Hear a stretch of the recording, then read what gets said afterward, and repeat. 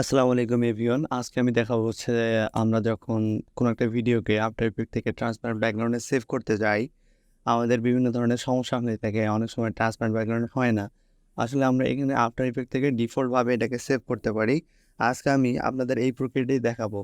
আ আমরা জানি যে রেন্ডার কিউ করার জন্য আমাদের শর্টকাটে হচ্ছে Ctrl+M, আমরা Ctrl+M প্রেস করলাম। করার সঙ্গে, সঙ্গে আমরা এখান থেকে রেন্ডার সেটিংটা পেয়ে গেলাম। এখন দেখেন এখানে এই আউটপুট যে মডিউলটা আছে এখান থেকে আমাদের চেঞ্জ করতে হবে। ফরম্যাটটা আছে, ফরম্যাটটাকে 100 অবশ্যই আপনাকে কুইক টাইমে সেট করতে হবে। করার পরে এখান থেকে দেখেন RGB, এখানে RGB আছে, RGB প্লাস আলফা দিতে হবে। তবে অনেকের এই RGB প্লাস আলফা অপশনটা থাকবে না। যদি এরকম না থাকে তাহলে ফরম্যাটে যাবেন। যাওয়ার পর এখান থেকে যদি অন্য কোনো প্রিসেট থাকে তাহলে আপনাকে অবশ্যই এখানে অ্যানিমেশনে ক্লিক করতে হবে। করার পর এখানে আসার পর RGB প্লাস আলফাতে করতে হবে।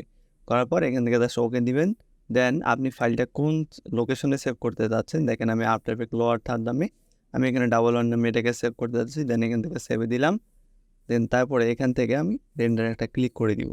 দেখেন আমার অটোমেটিক্যালি এটা রেন্ডার হয়ে যাচ্ছে। রেন্ডার হওয়ার পর আমরা এই ফাইলটাকে প্রিমিয়ার প্রোতে একটা ফাইলে ওপেন করতে যাচ্ছি। এর উপর নিয়ে এসে দেখবো যে আসলে এটাকে 100% একটা ট্রান্সপারেন্ট ব্যাকগ্রাউন্ড হয়েছে কিনা। দেখেন আমি এখানে ডাবল ক্লিক করলাম, করার পর আমার এই ফাইলটাকে চুজ করে দিলাম। দেন এখান থেকে ওপেন করে দিলাম।